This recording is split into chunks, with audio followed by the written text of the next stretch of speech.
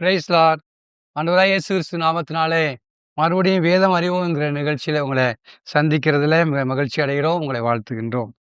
இந்த நாளிலும் இன்னொரு வசனத்தை நாம் தியானம் பண்ண போகிறோம். அதாவது வேதம் அறிவோம் என்கிற இந்த நிகழ்ச்சி, வேதம் எவ்வளவாய் நம்முடைய வாழ்க்கையா இருக்கிறது என்பதை தான் நான் பார்த்துக்கிட்டு இருக்கோம். அதாவது எழுதப்பட்ட வேதம் நம்முடைய லைஃபா, வாழ்க்கையா? அது நம்மளதுல எவ்வளவு பங்கு இருக்கு? வேதம் எவ்வளவு நம்மளுக்குள்ள பங்கா இருக்குது? ஏன்னா எழுதப்பட்டதை அவன் படிச்சுட்டு மனப்பாடம் பண்ணி சொல்றதுக்கும், இந்த வேதம் என் மாம்சம் ஆகுறதுக்கும் நிறைய வித்தியாசம் இருக்கு. ஏன்னா வேதம் அப்படித்தான் சொல்லுது, அந்த வார்த்தை மாம்சமாகி அப்படின்னு. அப்ப இந்த வார்த்தை நம்மளுக்கு மாம்சமாச்சு அப்படின்னா, இந்த வார்த்தையினுடைய ஆ வாழ்க்கையை நான் பெற்றுக்கொண்டிருக்கேனா? இந்த வார்த்தை எனக்குள்ள வாழ்க்கையா இருக்காங்கிறத நம்ம பார்த்து அதுக்குள்ள வேண்டியது அவசியமா இருக்குது. அந்த ரீதியில நாம தியானம் பண்ணி கொண்டிருக்கிறோம்.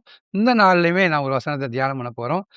யோவான் சுவிசேஷகம் 5வது அதிகாரம் 2வது வசனத்திலிருந்து 6வது வசனம் வரைக்கும் உள்ள வசனத்தையும் வாசிப்போம். எபிரேய பாஷையிலே ம். பெதஸ்தா என்னப்பட்ட ஒரு குளம் ம். எருசலேமில் ஆட்டு வாசல்களிலே இருக்கிறது. ம். அதற்கு 5 மண்டபங்கள் உண்டு. உண்டு.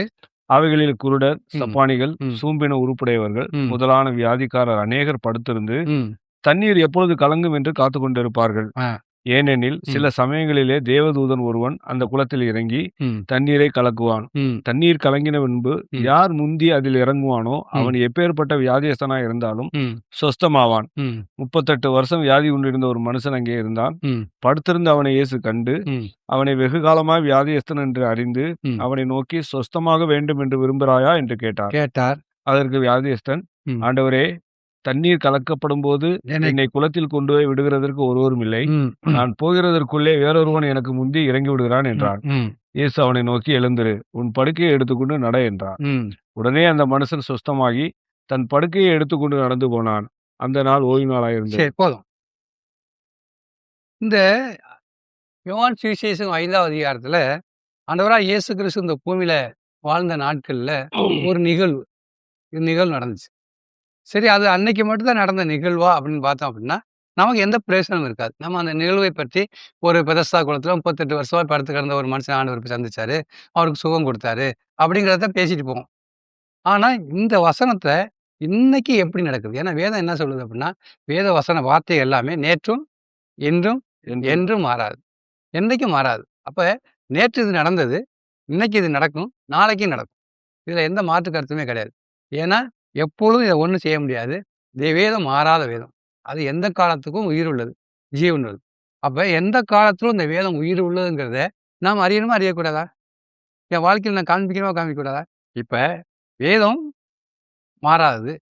அதாவது நேற்றும் இன்றும் மாறாதுன்னு நம்ம சொல்றோம். வேதம் சொல்லுது. சரி, நேற்று இன்றும் மாறாதுன்னு வேதம் சொல்றதுனால, நம்மளும் நேற்று இன்றும் மாறாதுன்னு சொல்றோம். ஆனா, இன்னைக்கு என் வாழ்க்கையில இது இல்ல அப்படின்னா, இன்னைக்கு என் வாழ்க்கையில இதனுடைய நிகழ்வை நான் பார்க்கல அப்படின்னா, இன்னைக்கு எப்படி மாறாதுன்னு எப்படி சொல்ல முடியும்? இன்னைக்கு என் வாழ்க்கையா இல்லையே! என்ன சொல்ல முடியாது. ஒவ்வொரு வேத வசனங்களுமே நம்ம வாழ்க்கையா நம்ம லைஃபா, நம்முடைய செயலாய் நமக்குள்ள கிரியை செய்து கொண்டிருக்காங்கிறத பார்க்கிறது அவசியமான காரியம். அதான் இன்னைக்கு தேவை. தேவன் அப்படிப்பட்ட சகோதரர்கள தான் விரும்புகிறார். அப்படிப்பட்ட வாஞ்சை உள்ள சகோதரர் தான் தேவனுக்கு தேவை. ஏன்னா ஆண்டவராகிய இயேசு கிறிஸ்து கூட இந்த பூமிக்கு வந்தது தீர்க்கு அ பிர நியாயப்பிரமாணத்தையாவது, தீர்க்க தரிசனங்களையாவது அழிக்கிறதுக்கு வந்தேன் என்று எண்ணிக்கொள்ளாதிருங்கள். நிறைவேற்றவே வந்து அழிக்கிறதுக்கு அல்ல, அதை நிறைவேற்றுவதற்கே வந்தேன்னு தான் சொன்னார். அழிக்கிறதுக்கு அல்ல, அதை நிறைவேற்றவே வந்தேன்னு சொன்னார். அப்பன்னா இயேசு கிறிஸ்து அன்னைக்கு ஒரு சரீரத்துல வந்து, மாம்சத்துல வந்து, இந்த வார்த்தைகளை நிறைவேற்றி முடிச்சது உண்மையா இருந்தா, அதே கிறிஸ்து தானே இப்ப என் சரீரத்துக்கு வந்திருக்கார். அப்ப எனக்குள்ள வந்து இத நிறைவேற்ற தானே வந்திருக்கார்.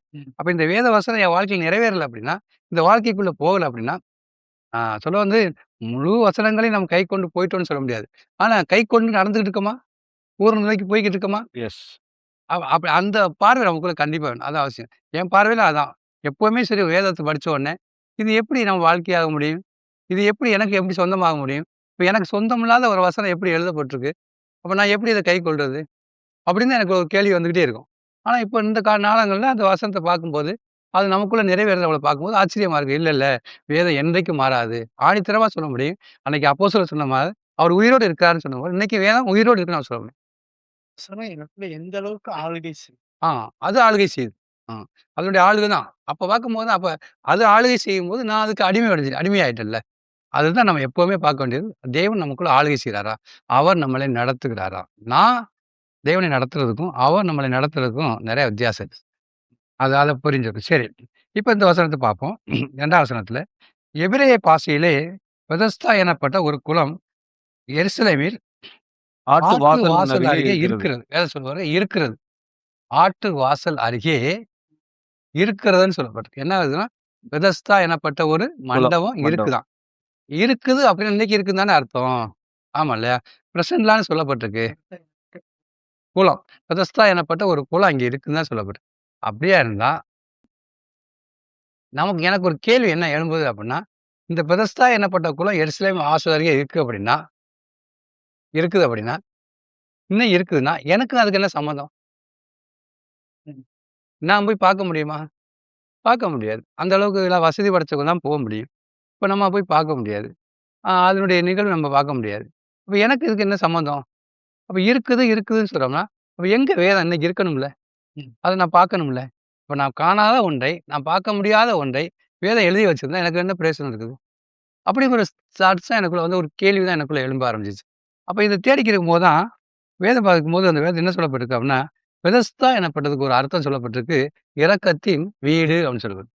இரக்கத்தின் வீடு. வீடு. இரக்கத்தின் வீடா? ஆமா, இரக்கத்தின் வீடு. அப்ப எது இரக்கத்தின் வீடு?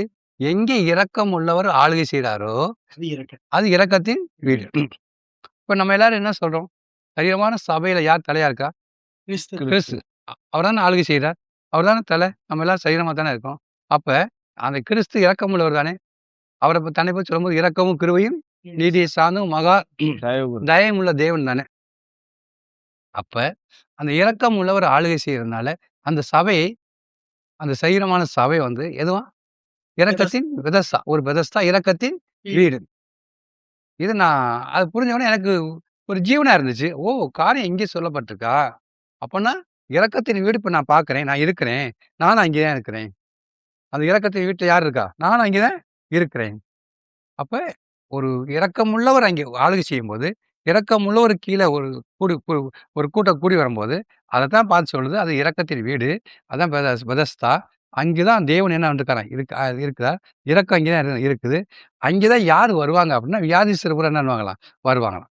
இப்ப இதுல எனக்கு ஒரு கேள்வி என்ன எழுந்துச்சு அப்படின்னா, சரி அங்கே வந்தாங்களே, அந்த பெதஸ்தா மண்டபத்துக்குள்ள 5 மண்டபங்கள் இருந்துச்சுன்னு ஒரு வார்த்தை சொல்லப்படுது. அங்கே அதுக்கு எத்தன மண்டபம் இருக்கா? 5 மண்டபம். 5 மண்டபங்கள். இதை நம்ம வந்து ஆக்சுவலி எழுத்தின்படி படிச்சுட்டு போனோம்னா, பெதஸ்தா ஒரு மண்டபம். நீங்க பார்த்தீங்கன்னா, கார்னியால போய் பார்க்க போனேன் நானு. இதெல்லாம் படிச்சுட்டு தான் பார்க்க போனேன். அங்கே பெதஸ்தா கட்டி வச்சிருக்காங்கன்னு சொல்லி. அங்கே 5 மண்டபம் கட்டியிருக்காங்க. பெதஸ்தா குளம்லாம் கட்டி வச்சிருக்காங்க.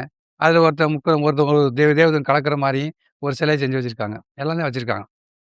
ஆனா, அது நான் பார்த்துட்டு வந்தேன். அதனால ஒரு வேடிக்கை பார்க்குற மாரி தான் இருந்துச்சு. ஆனா, இதனுடைய உள் நிகழ்வு நான் பார்த்தா, என் லைஃப்ல இத பார்க்குவேன். என் வாழ்க்கையில நான் பார்க்க ஆரம்பிச்சேன். அப்ப மாறாததா இருக்கு. இப்ப வேதம் எவ்வளவு உண்மை? இது மாறாதுங்கிறத நான் கண்டுக்கிடுவேன். இப்ப ஆணித்தரமா எனக்கு ஒரு நம்பிக்கை வரும். ஒரு சந்தோஷம் வரும். அப்ப இந்த பெதஸ்தா மண்டபத்துக்குள்ள 5 மண்டபம் இருந்துச்சுன்னு சொல்லப்பட்டிருக்கு. இப்ப 5 மண்டபம்னா எனக்கு ஒரு கேள்வி வந்துச்சு. ஏன் இந்த 5 மண்டபம் சொல்லப்பட்டிருக்கே? அப்படின்னா, சைரமான சபையில 5 வகையான ஊழியங்கள் இருக்கு.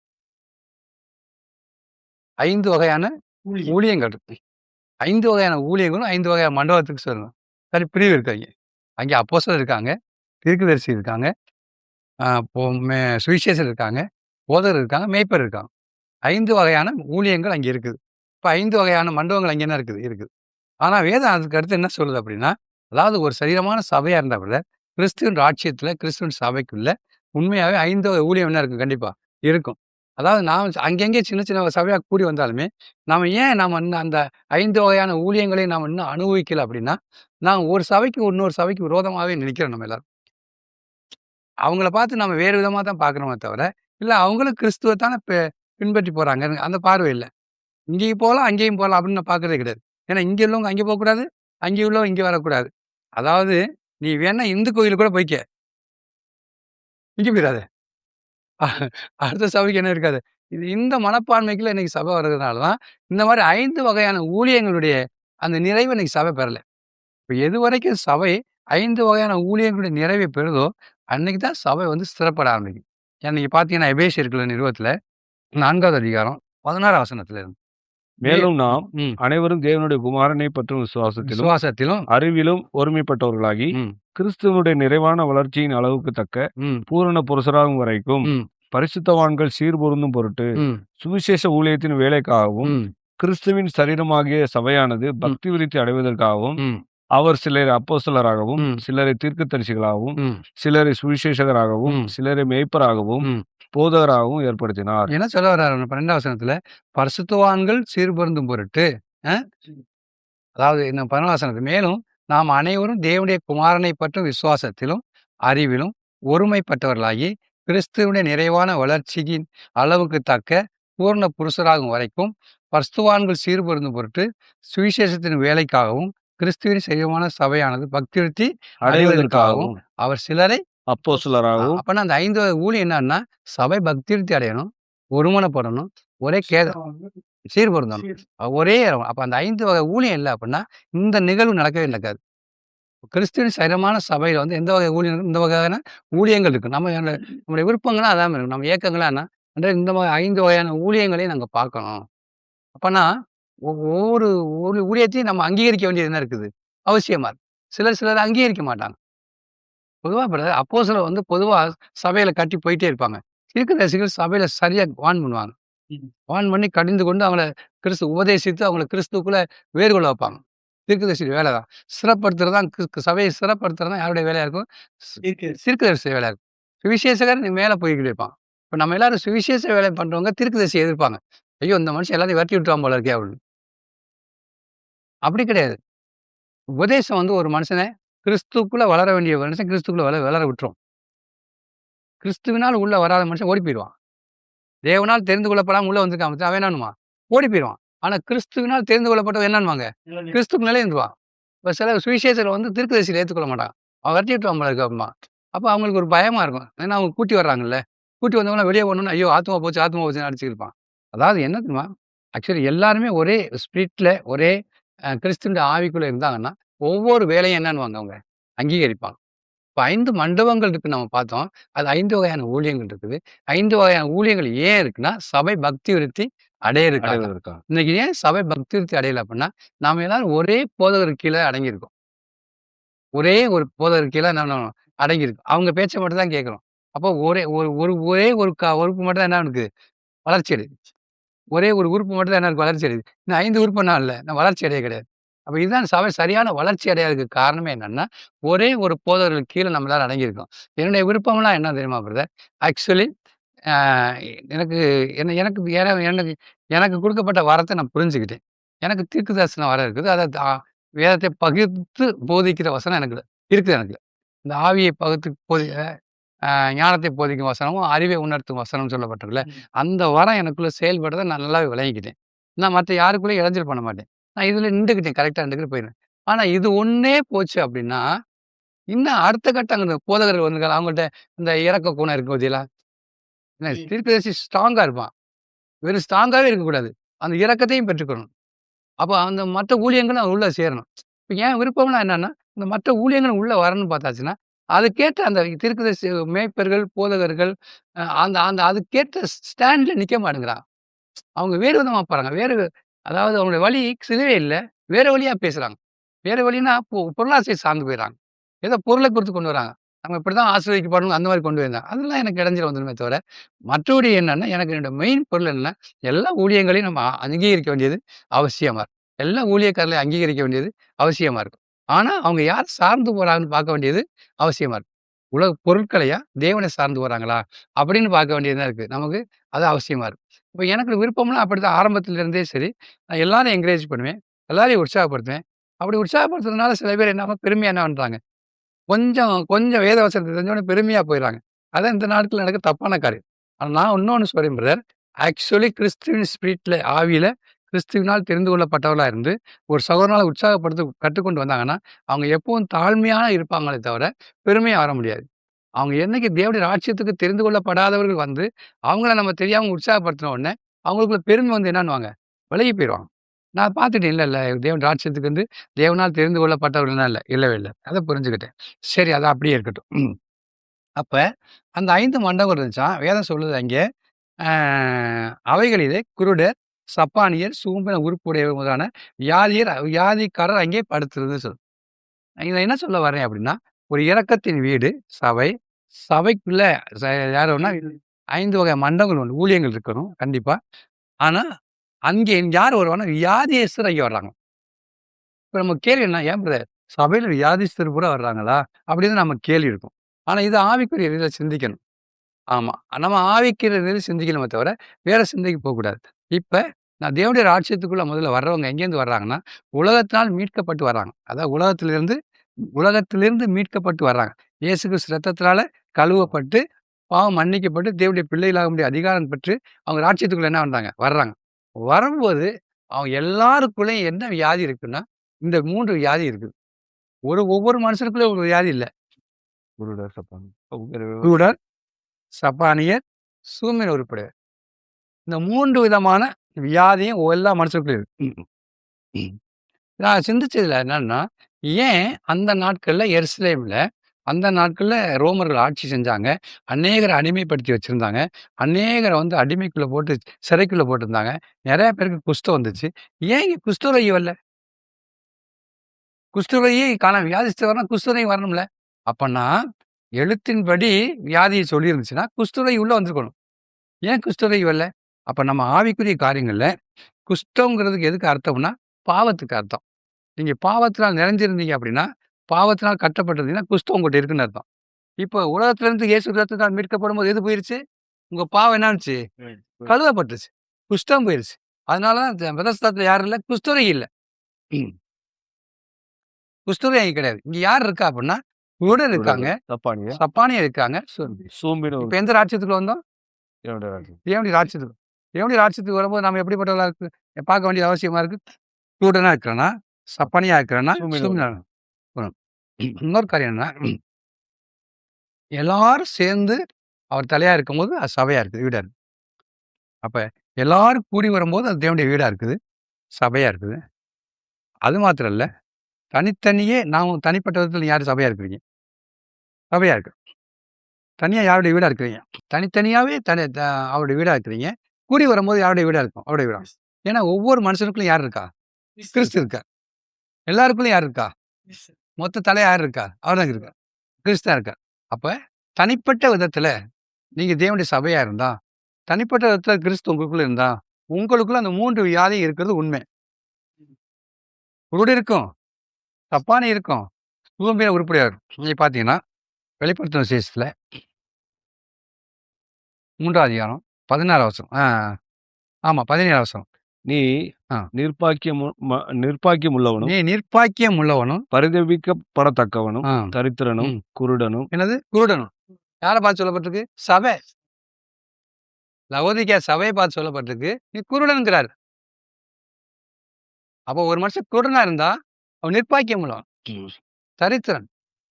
எல்லா வியாதியும் அவன்கிட்ட இருக்கும். இப்ப நான் இதுல சிந்திச்ச வசனம் என்ன தெரியுமா? ஆக்சுவலி நான் பார்த்த காரியம் என்னன்னா, இதுக்குள்ள எனக்கு விளங்குன காரியம் என்ன? ஒரு மனுஷன் தேவனுடைய ராஜ்யத்துக்குள்ள வந்த ஒருபாடு, அவனுடைய குருட்டுத்தன்மை போக வேண்டியது அவசியமா இருக்கு.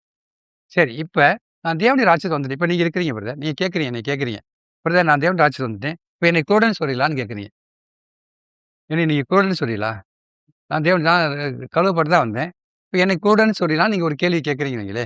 நான் என்ன சொல்றேன் அப்படின்னா, எஸ், ஆமான்னு சொல்றேன். நீங்க என்ன எப்படி எப்படி பிரதர் கேட்கிறீங்க? நீங்க என்ன கேட்கிறீங்க? நான் கேட்கிறேன், நீங்க உண்மையாவே தேவனை பார்த்திருக்கீங்களா? அறிஞ்சிருக்கீங்களான்னு கேட்கிறேன். தேவனை அறியக்கூடிய அறிவு உங்களுக்கு வந்திருக்கான்னு கேட்கிறேன். நீங்க என்ன சொல்றீங்கன்னா, நான் வேதத்தை படிச்சிருக்கிறேன்னு தான் சொல்றீங்க. அப்ப தேவனை நீங்க அறிஞ்சிருக்கீங்களான்னு கேட்டதுக்கும், நீங்க தேவனை படிச்சிருக்கிறேன்னு சொல்றதுக்கும் வித்தியாசம் இருக்குது. வேதத்தை படிச்சிருக்கேன்னு தான் சொல்லுவீங்க. அப்ப தேவனை ஒரு மனுஷன் அறிய வேண்டிய பிரகாரம் இன்னும் தன் வாழ்க்கையில அறியல அப்படின்னா அவன் குருடன் தான். அறிந்திருக்கும். அப்ப தேவன் எனக்குள்ள நடப்பிக்கிற செயலை, அதனால தான் எபேசியர்கள் 1:19 நீங்க வாசிப்பீர்கள் அடிக்கடி.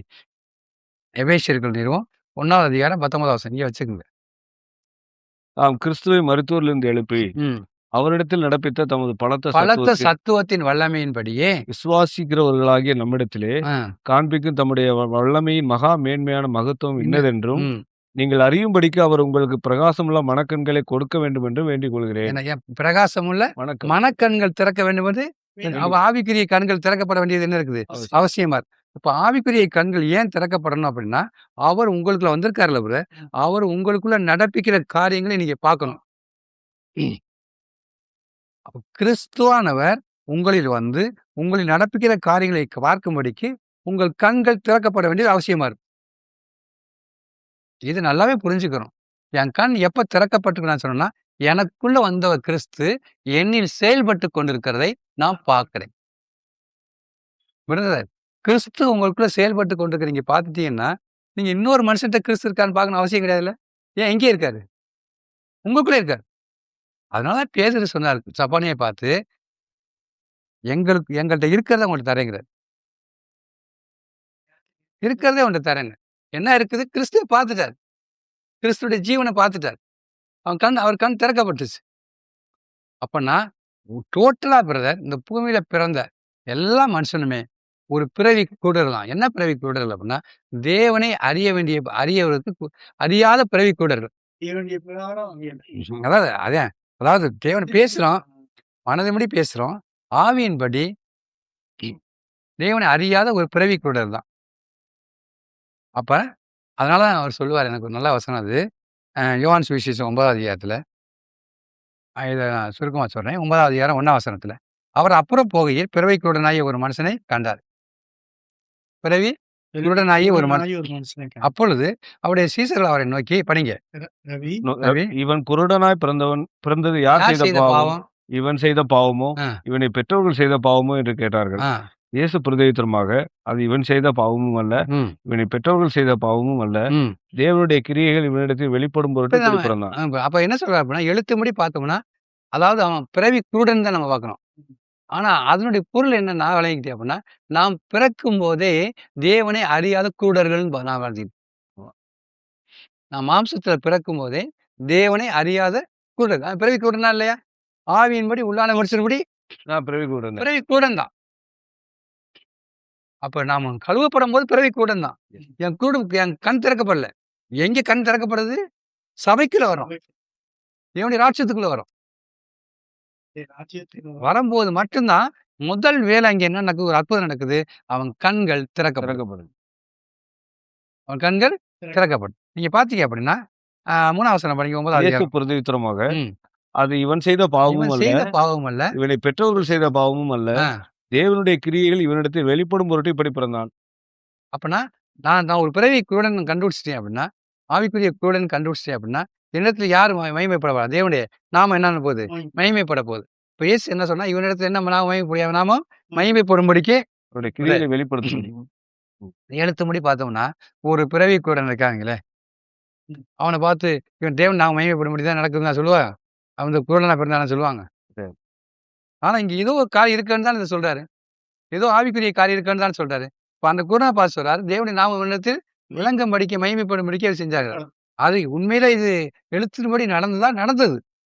பிறவிக்கூடன் கண்ணா பிறவிக்கூடன். அவன் கழுவப்பட்டானா? கழுவப்பட்டான். கண் திறக்கப்பட்டது தான். ஆனா, இது எழுத்தும்படி பார்த்தோம்னா, அந்த நிகழ்வ நம்ம பேசுவோம். அந்த நிகழ்வை பேசி, பேசி ஆண்டவர் செஞ்சார், ஆண்டவர் செஞ்சார்ன்னு சொல்லுவோம். நான் சொல்றேன்னா, ஆண்டவர் செஞ்சார்ன்னு இல்ல. இன்னைக்கு எனக்குள்ள செய்றாருன்னு சொல்றேன். நேத்து செஞ்சாருங்கிறது வேற. இன்னைக்கு எனக்குள்ள செய்கிறாருன்னு சொல்றேன். ஆனா, நம்ம எல்லாரும் பாஸ்ட்டையும், ஃபியூச்சரையும் பேசுறோம். ஆனா, பிரசன்ட்ட பேச மாட்டேங்கிறோம். பாஸ்ட் என்ன? நடந்துகிட்டு இருக்கிறத பார்க்கலாம். பாஸ்ட் என்ன? செஞ்சார். ஃபியூச்சர் என்ன? செய்வார். நான் சொல்றேன் செய்கிறார். இருக்கிறார், செய்து கொண்டு இருக்கிறார். இதான் கிறிஸ்துவம். இல்ல அவர் செய்கிறார். இது இது இந்த இந்த அறிவை பெற்றுக்கிட்டோம்னா பிரதர், சேலஞ்சா இருக்கும். எப்பவுமே தேவனிடத்துல கரெக்ட் தான். செய்வார்ன்னு சொல்ல என்ன யூஸ் இருக்கு? செய்யறத நான் பார்க்கணும்ல. ஏன் உயிரோட இருக்கிறீங்கல்ல? குறைவலம் தானே.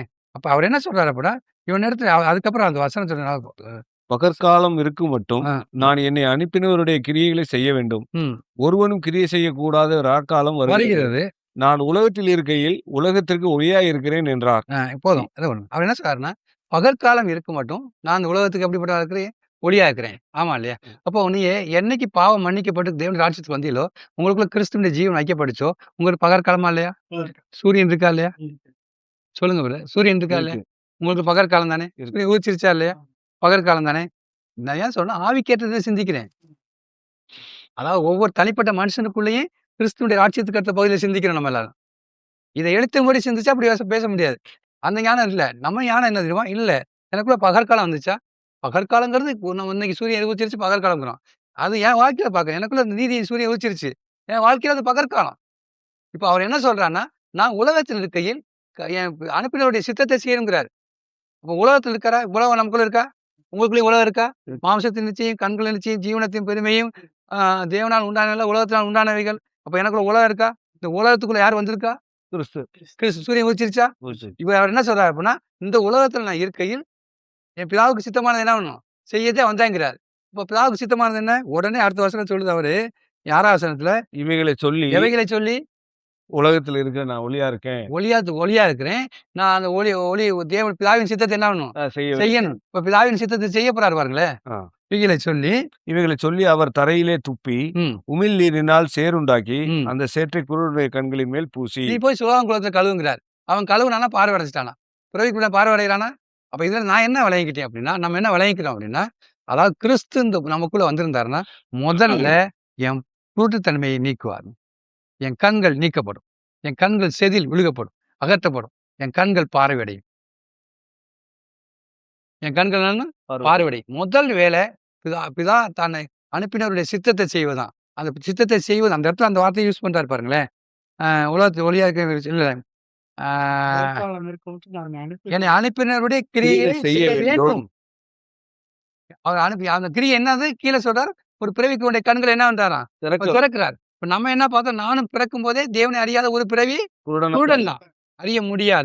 அறியாத பிறவி குருடனா இருக்கு. இப்ப என் கண்கள் திறக்கப்பட்டது அவசியம் இருக்கா? அப்ப எனக்குள்ள திறக்கிறவர் வந்துட்டாரா இல்லையா? ஆமா. வந்துட்டாரா இல்லையா? இப்ப அவர் என்ன வேதம் சொல்லுது, எனக்கு நான் அது ஒரு கேட்கறதுக்கு சாதாரணமா தெரியும். ஆனா நல்லா விளங்கிக்கிட்டேன் அதை. எப்படின்னா, அவர் அந்த இடத்துல சொல்லும்போது, அவர் தரையிலே உமிழ்நீரை உமிழ்ந்துகிறார். அப்போ நீங்க சாதாரணமா ஒரு எச்சிய இப்படி துப்பிட்டு போனா கூட பார்க்கும்போது, என்ன இப்படி துப்பிட்டு போறாரு? அப்படின்னு தானே நினைப்போம். புரியுதா உங்களுக்கு? ஆனா அவர் உமிழ்நீரை உமிழ்ந்து அதை சேர்த்து உண்டாக்கி ஏன்னா காலையில என்ன பண்றாராம்? அது எப்படி இருக்கும்? அது ஒரு அசிங்கமான காரியம் தானே! ஒரு அருவருப்பான காரியம் தானே! ஆமா இல்லையா? இது என்ன விளங்கிட்டீங்க அப்படின்னா, கிறிஸ்து உங்களுக்கு இருக்கும்போது, உங்களுக்குள்ள இருக்கக்கூடிய கண்களை திறக்கிறதுக்காண்டி, முதல்ல காமிக்கிற காரியம் என்ன? உங்கள மறைச்சுக்கிட்டு இருக்கிற, உங்களுக்கு அந்த அசிங்கம் இருக்கு பார்த்தீங்களா? அருவருப்பு இருக்குல்ல, அந்த அருவருப்பான இருள் இருக்கு பார்த்தீங்களா? அத காமிக்கிறார். அத அத அத பார்க்கிறோம். அந்த அந்த அது அந்த இது அது நீங்கும்படிக்கு தான் அவர் சிலுவாம் கூடத்துக்கு போங்கிறார். அப்ப தேவன் ஒரு மனுஷன கண்களை திறக்கிறார் அப்படின்னா, திறந்துட்டார் அப்படின்னா, அந்த மனுஷன் வெளியில பாவ மன்னிப்பு பெற்று வந்தானே அது கிடையாது. இங்க வந்த ஒருபாடு தனக்குள்ள தேவனுக்கும் தனக்கும் இடையில அவர் அறிய முடியாத ஒரு தடையா இருக்கிற, அவரை பார்க்க முடியாத ஒரு தடையா இருக்கிற அந்த இருளுடைய திரை இருக்கு பார்த்தீங்களா? அந்த திரையாகி எனக்குள்ள அந்த அழுக்கு இருக்கு பார்த்தீங்களா? அதை கழுவும்படி, அத பார்க்கும்படி என் கண்கள் பார்த்த உடனே போய் கழுவ சொல்றாரு போய். நான் சொல்றது கொஞ்சம் புரியலாமா? புரிய முடியா இருக்கும், புரியாம இருக்கும். அந்த காரியங்கள அவர் செய்றார். அந்த அந்த காரியம் செஞ்ச உடனே அவன் போய் கழுவுறான், பார்வை என்னாகுது? இப்ப அவன் கண் பார்வை அடைஞ்ச உடனே தெளிவாயிட்டான். நல்ல பார்வை அடையுது. அப்பன்னா என்ன அர்த்தம்னா, உங்க கண்கள் மனக்கண்கள் திறக்கப்பட்டுச்சுன்னா, நீங்க தேவனை பார்க்கக்கூடிய, அறியக்கூடிய அறிவுல உங்களுக்கு ஒரு தெளிந்த புத்தி வந்துரும். ஒரு தெளிவு வந்துரும். ஏன் பிரதர்? பவுல தேவன் தெரிந்து கொண்டார். தெரிந்து கொண்டவுடனே அவனுக்கு தரிசனத்த கொடுத்தார். தரிசனத்த கொடுத்த உடனே முதல்ல செஞ்ச காரியம் என்ன? அவன குருடாக்கி என்னது?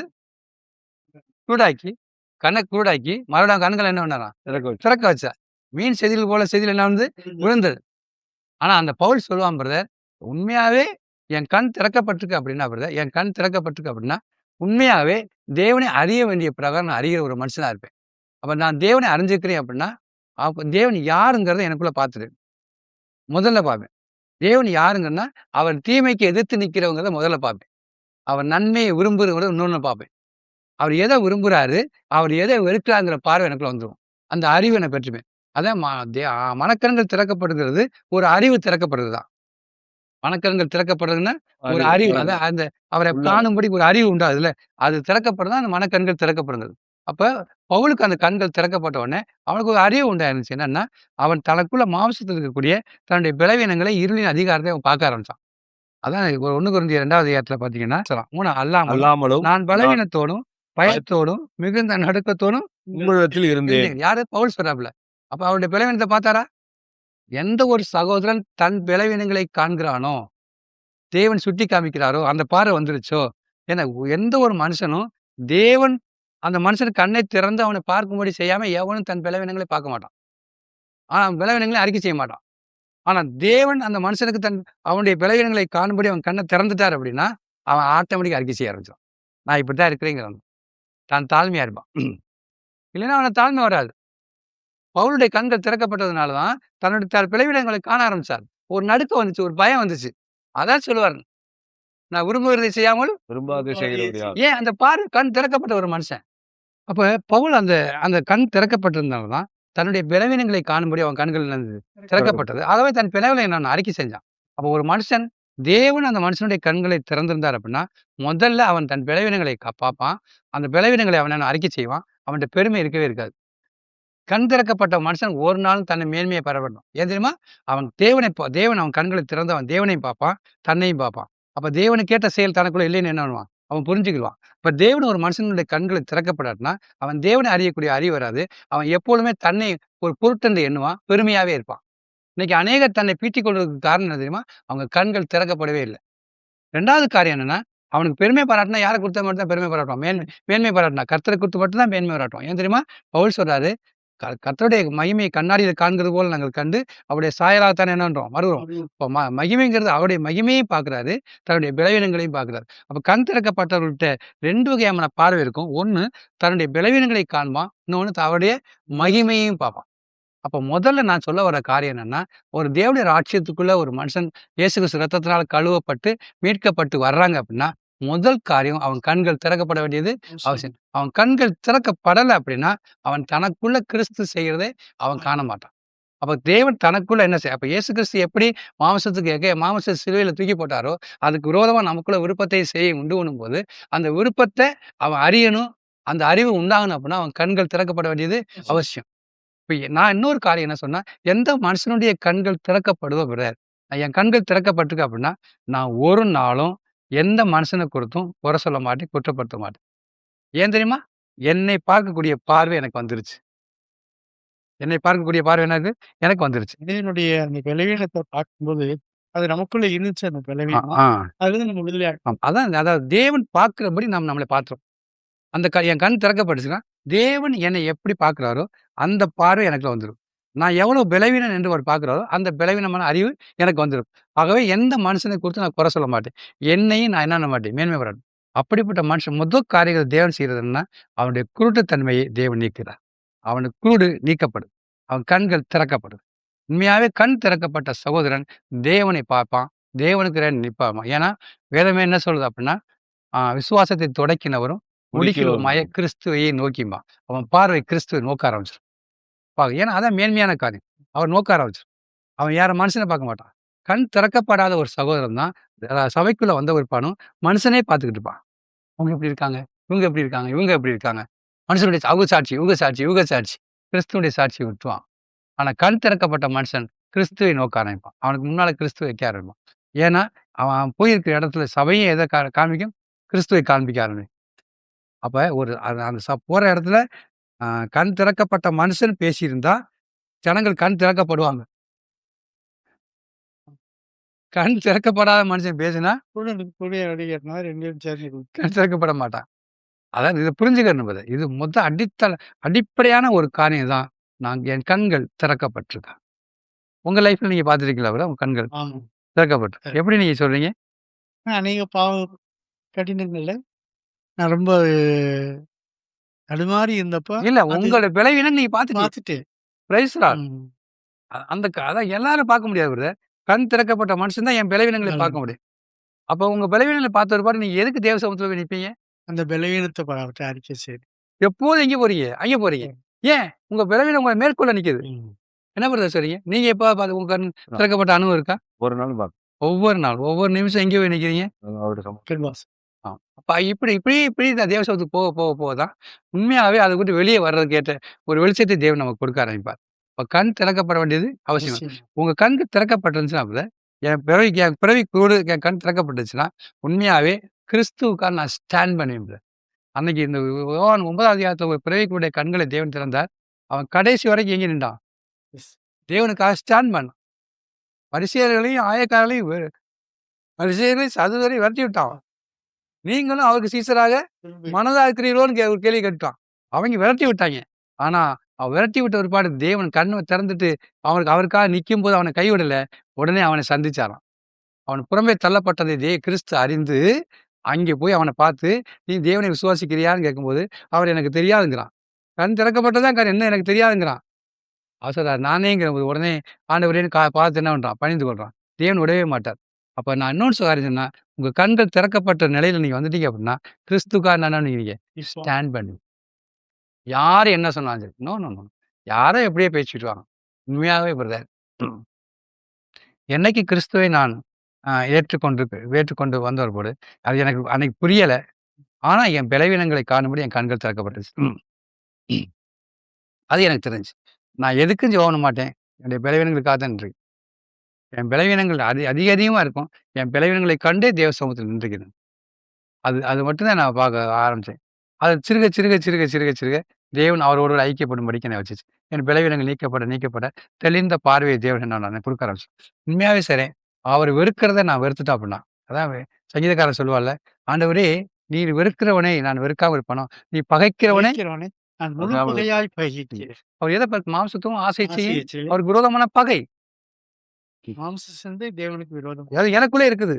நான் பகைக்கிறேன். அவர் எதை பகைக்கிறாரோ அதை பகைக்கிறேன் நான். மனுஷனை பகைக்கல அவரு. எனக்கு மாம்ச இச்சையை பகைக்கிறார். அந்த பார்வை வந்தா தானே முடியும். பார்வை வராத வரைக்கும். அதனால தான் அந்த நம்ம படிச்ச வெளிப்படுத்தும் விசேஷத்துல அந்த சபையை குறித்து, குருடாம். "நீ தரித்திரன், குருடன், நிர்வாணி." அப்படின்னா எல்லாம் ஒண்ணும் தான் நீ அறியாம இருக்கிற. நீ எப்படின்னு உனக்கு தெரியல. தெரியாது. ஏன் நீ குருடனா இருக்கிற. இன்னைக்கு சபை அந்த குருட்டுத்தன்மை நீக்கப்படாதனால தான் தாங்கள் யார் என்பதை புரியல. தன் நிலையை உணரல. ஒரு சகோதரனுடைய கண்கள் திறக்கப்பட்டுச்சுன்னா, அவன் தன் நிலையை உணர்வான். நான் யார்? எந்த ஸ்டாண்ட்ல இருக்கிறேன்? இன்னொரு சகோதரன் யார்? அவங்க எந்த ஸ்டாண்ட்ல நிக்கிறாங்க? அவங்களுக்குள்ள மரியாதை கொடுக்க ஆரம்பிச்சிரும். மதிப்பு கொடுக்க ஆரம்பிச்சிரும். ஏன்னா, கண் திறக்கப்படாதனால தான் பெருமை வந்துரும். சும்மாவா?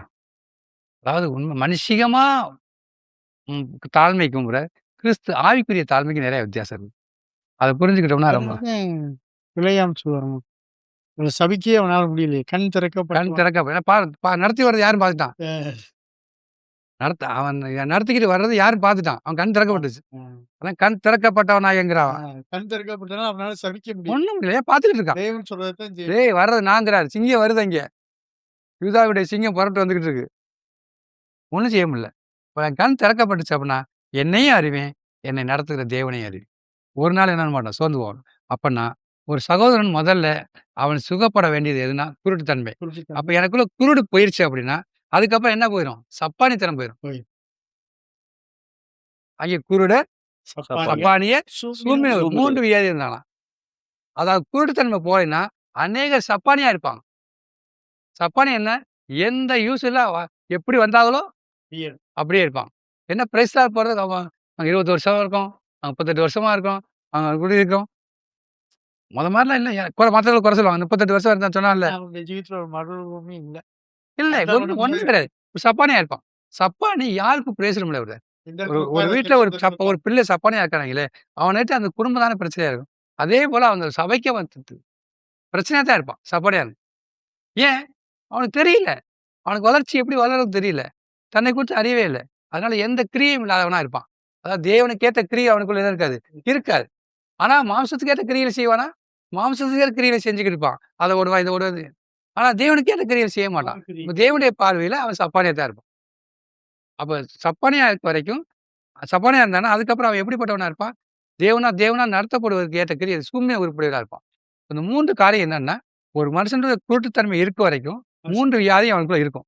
உடனா இருந்தா அவன் சப்பானியாவும் இருப்பான். சூழ்நிலை உருப்படியா இருப்பான். பிரயோசன மாட்டவனா இருப்பான். எதுவும் செய்யலாலும் அவன் விருப்பம் இருக்கும். அவனால செய்ய முடியாது. பலன் இல்லாம இருக்கும். ஆனா குருட்டுத்தன்மை நீங்கிருச்சு அப்படின்னா, அவனுடைய சப்பானித்தனம் நீங்கும். அதாவது தேவனுக்கேற்ற ஆயுதங்களை அவன் தரித்துக் கொள்வான். இந்த வசனம் படிங்க. எபேசியர்கள் நிறுவம் 6ஆம் அதிகாரம் 16 வசனத்திலிருந்து.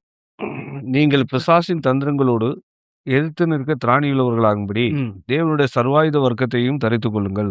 ஏனெனில் மாம்சத்தோடும் இரத்தத்தோடும் அல்ல, துரைத்தனங்களோடும் அதிகாரங்களோடும் இப்பிரபஞ்சத்தின் அந்தகார லோகாதிபதிகளோடும் வான மண்டலங்களில் உள்ள பொல்லாத ஆவிகளின் சேனைகளோடும் நமக்கு போராட்டம் உண்டு.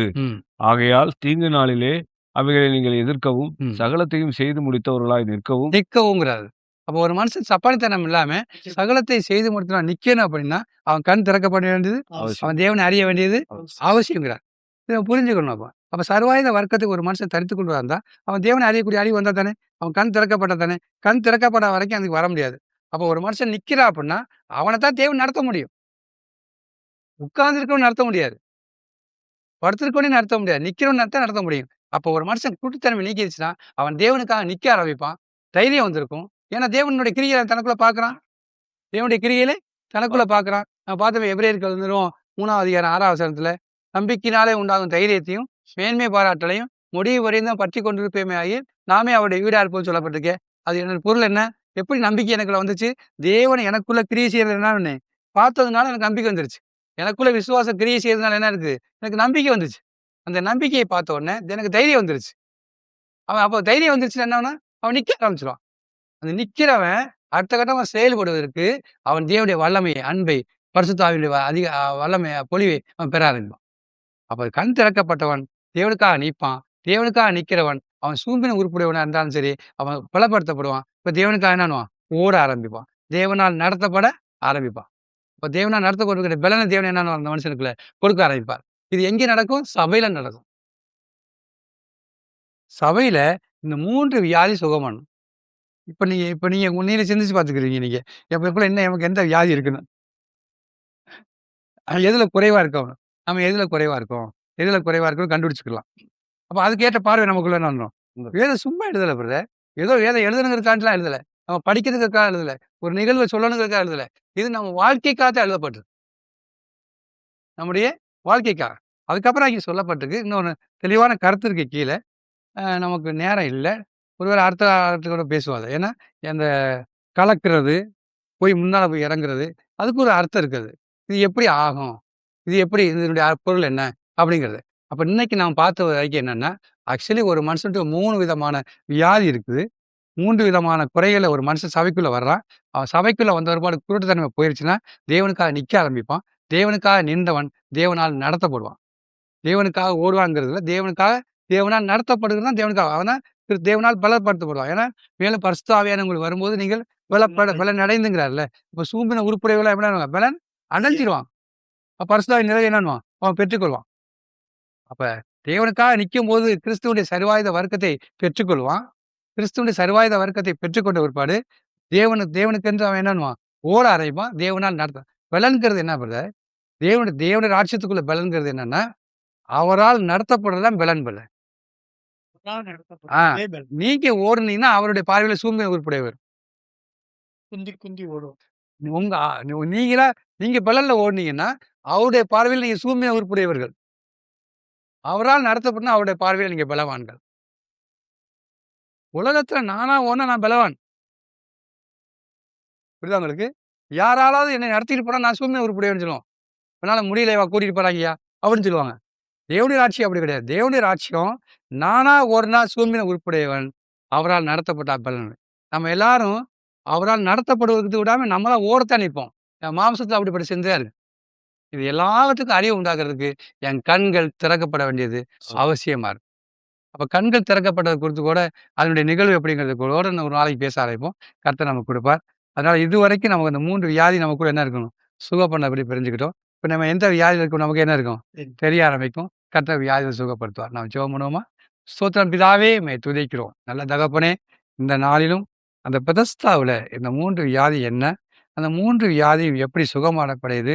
அதுக்கு காரணமா இருக்கிற அந்த குருட்டுத்தன்மை எப்படி நீக்கப்படுது என்பதை குறித்து நாங்க இன்னும் வெளிச்சமாய் பார்க்கிறோம். இன்னும் இந்த இவ்வளவு பேச உதவி செஞ்சீங்க. இன்னும் அதை குறித்தான வெளிச்சத்தை எங்களுக்கு கொடுங்க. இன்னும் வெளிச்சத்தை நாங்கள் காணட்டும். இன்னும் அதை குறித்தான தெளிவான பேச்சு இன்னும் தொடர்ச்சியான வாரங்களையும் பேச தேவன் எங்களுக்கு அனுகிரகம் செய்ய வேண்டுமா நாங்கள் ஜெபிக்கிறோம். உன் நாமத்தை மகிமைப்படுத்துவீராக. இயேசுவின் நாமத்தில் பிதாவே. ஆமென்.